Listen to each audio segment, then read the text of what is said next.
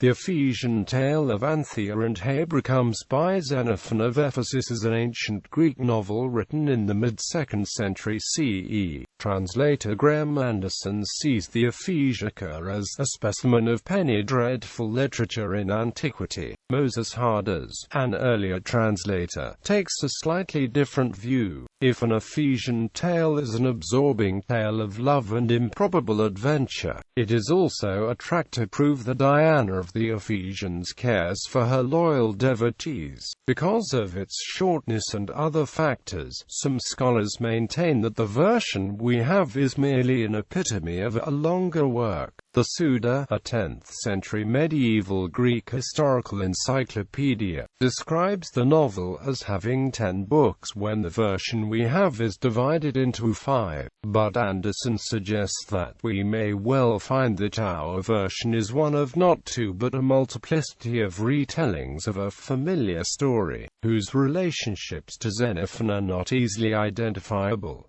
Translator Jeffrey Henderson offers another reason for the disparity. For the number of books, the itacism of epsilon is a likelier explanation of Suda's iota than the supposition that our text is an epitome. The story is very similar to the latest story of Apollonius of Tyre.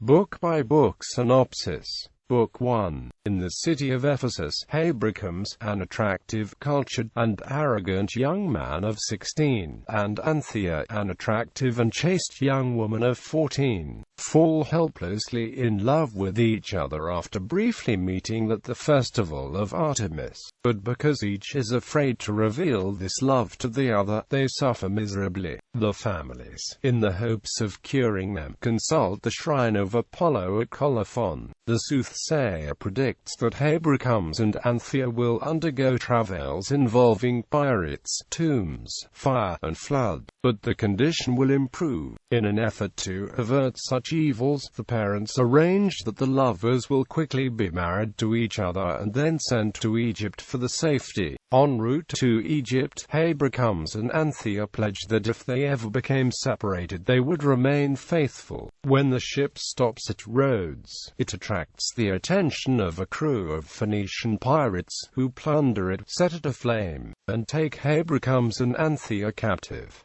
The pirates convey them to Tyre. The captain, Corymbos, falls in love with Habrocomes, and his fellow pirate Xenos falls in love with Anthia. Corymbos and Xenos agree to each talk persuasively to the love object of the other, encouraging cooperation. Habrocomes and Anthia both say they need more time to think before deciding.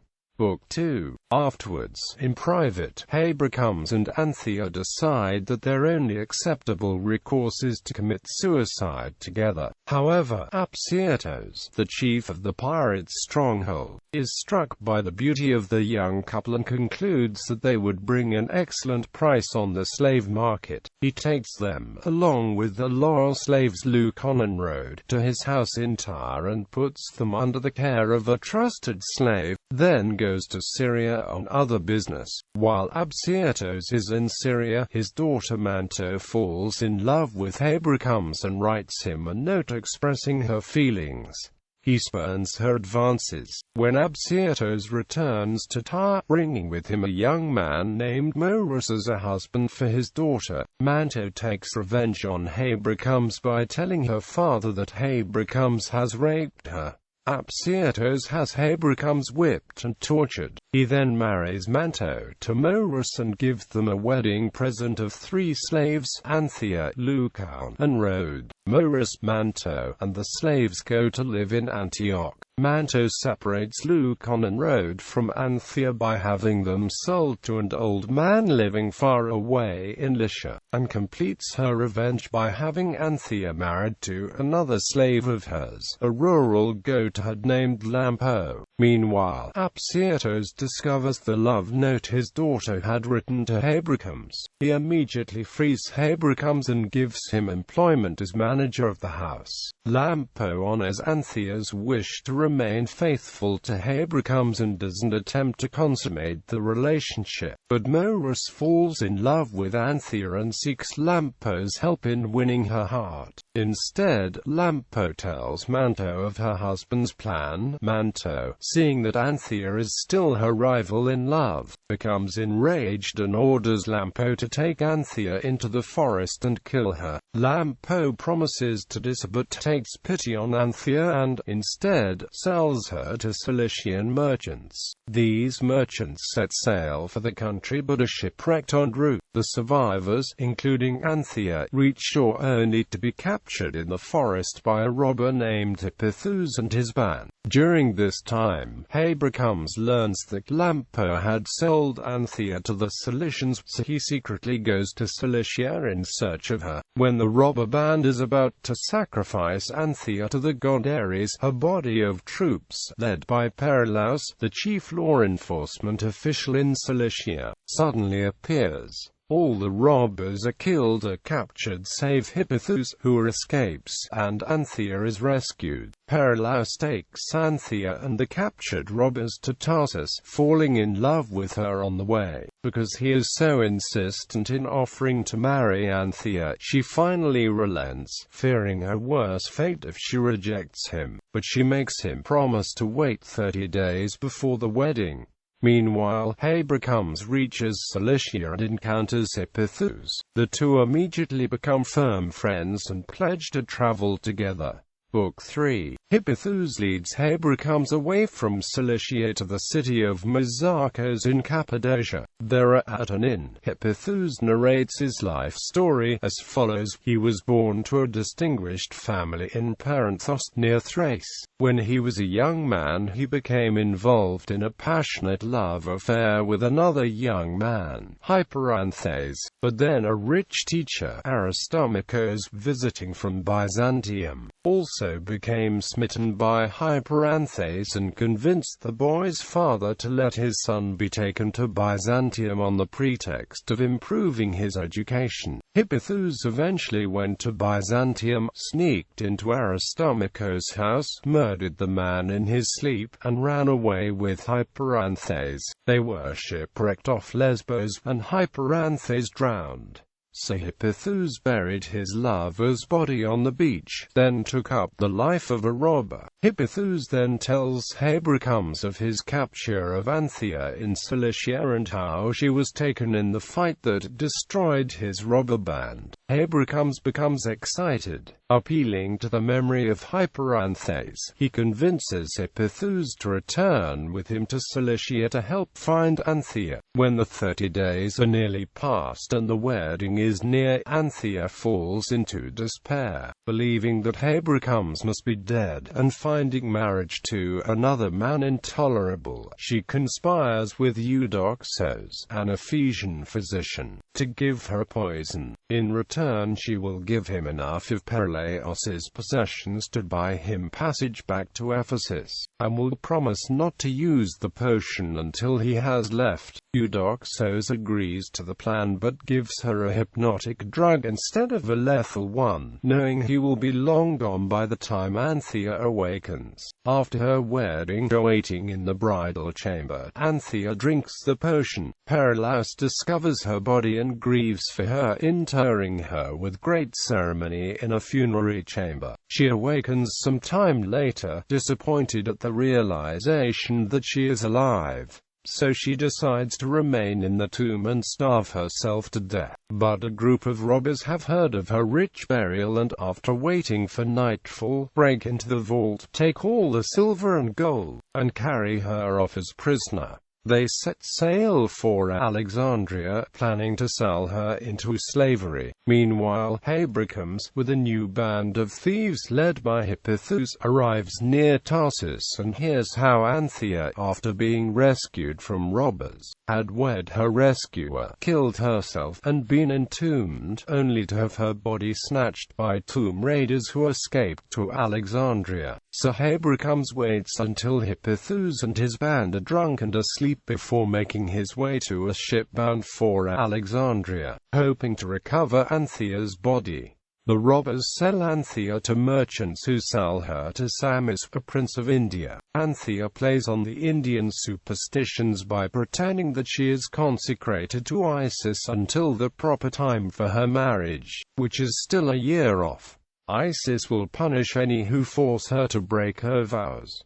So Samis agrees to wait a year before bringing her to his bed. The ship bearing Habrocomes runs aground at Paralian near the mouth of the Nile. A nearby band of thieves called the Shepherds capture the crew, loot the ship, and take everyone across the desert to the Egyptian city of Pelusium. There the crew is sold into slavery. Habrocomes is sold to Araxos, a retired veteran soldier whose annoying and ugly wife, named Suda, becomes attracted to Habrocomes. Eventually, Suda murders Araxos in his sleep so she can marry Habrocomes. This causes Habrocomes to flee in horror, so Suda announces that it was he who murdered her husband. Habrocomes is quickly arrested and taken to Alexandria to be punished by the governor of Egypt.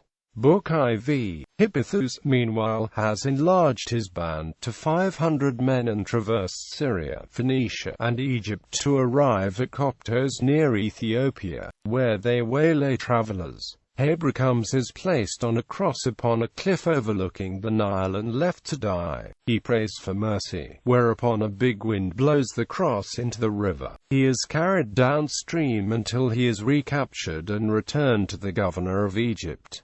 The governor orders Habrocomes to be burned alive. Habrocomes prays for mercy again and is saved, this time by waves from the Nile that douse the flames. The governor views this as a miracle and has Habrocomes imprisoned but well cared for until he can tell his story. Eventually Habrocomes tells his story and is released. The governor helps him sail to Italy to continue his search, and has Suda crucified in his place. Meanwhile, Anthia travels with Samis and all his goods to Ethiopia. At Coptos, Hippothous' band raids a caravan, kills Samis and captures Anthia. Since Anthia and Hippothous don't recognize each other, Anthia remains a prisoner. Another robber, Ankylos, lusts after Anthia and assaults her. In self-defense, she kills him with a sword. For this, Hippothous casts her into a pit with 2 mastiffs and leaves her under guard to die. But her guard, Amphinomos, takes pity upon her and keeps both Anthia and the dogs fed.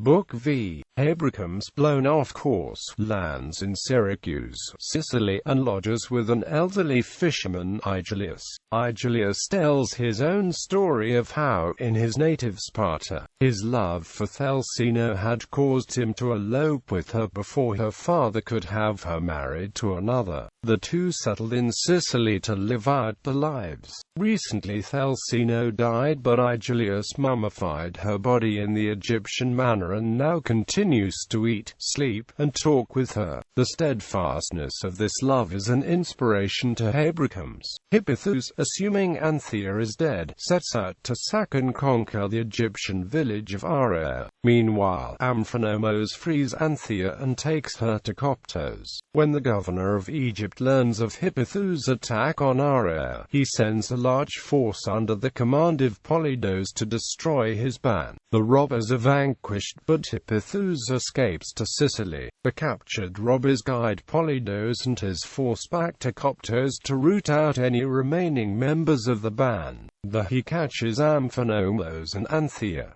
Taking Anthia back to Alexandria, Polydos falls in love with her. When Polydos's wife, Rhenia, learns of this, she has her slave take Anthia far away and sell her to a brothel keeper in Tarentum, Italy. Hippothous arrives in Taormina, Sicily, and Habrocomes sails to Italy. As for Leucon and Rhode, the master in Xanthos has died, leaving them a considerable portion of his estate. So they sail for home, Ephesus, stopping at Rhodes along the way. that they learn that Habrocomes and Anthia have not returned home and that the parents have died of old age and despair. They decide to remain in Rhodes until they can learn more. Meanwhile, Anthia, in order to avoid working as a prostitute, feigns a cataleptic fit and later declares that she suffers from the sacred disease. Habrocomes takes up work as a stonecutter in Nuceria, Italy. Hippothous, out of poverty, marries a rich old woman to inherit her fortune when she dies. After that, he acquires the love of a younger man, Clothenes, and sails with him to Italy to purchase slaves and luxuries. In Tarentum he encounters Anthia, whom he recognizes as the woman he'd thrown in the pit with the dogs. He purchases her from the brothel keeper, then takes her home when he learns her story, including that she is the missing wife of Habrocomes. When Habrocomes can no longer endure stone-cutting, he makes his way home to Ephesus, stopping at Syracuse to mourn the recent death of Igilius, then continuing on to Rhodes. There, in the Temple of the Sun, he chances to meet Leucon on road. Meanwhile, Hippothous decides to take Anthia home to Ephesus. He and Clothenes will also move there.